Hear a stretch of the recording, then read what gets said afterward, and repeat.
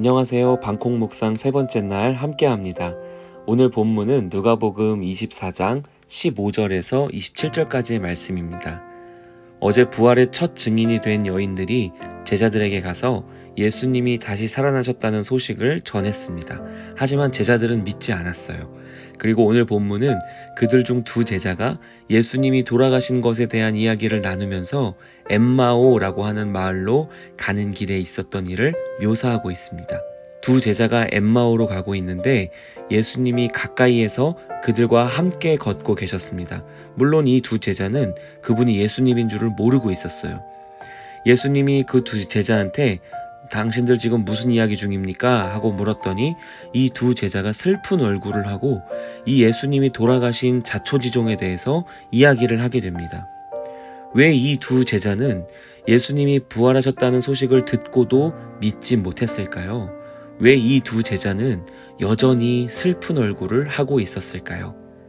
이 두 제자는 예수님이 누구이신가에 대해서 완전히 오해하고 있었던 거예요.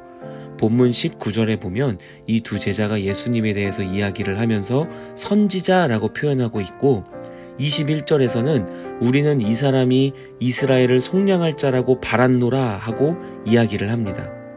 당시 로마에 의해서 식민 지배를 받고 있던 이 이스라엘을 로마의 통치와 압제로부터 벗어나게 해줄 그런 혁명가로만 예수님을 생각했던 거죠.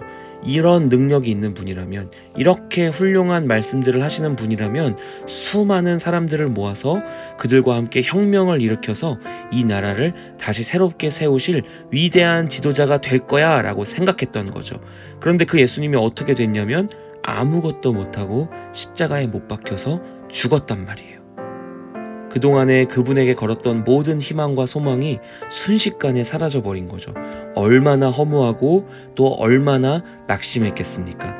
그런데 이런 두 제자의 이야기를 다 듣고 난 예수님이 구약 성경에 쓰여진 자기에 대한 그 모든 예언을 자세하게 풀어서 설명해 주세요. 나중에 이 두 제자는 자기들이 만난 사람이 바로 부활하신 예수님이었다는 것을 깨닫고 다시 예루살렘으로 돌아가서 제자들에게 예수님이 정말로 부활하셨다는 것을 전하는 또 다른 증인들이 됩니다. 사랑하는 친구들, 말씀을 묵상해야 예수님을 오해하지 않을 수 있어요.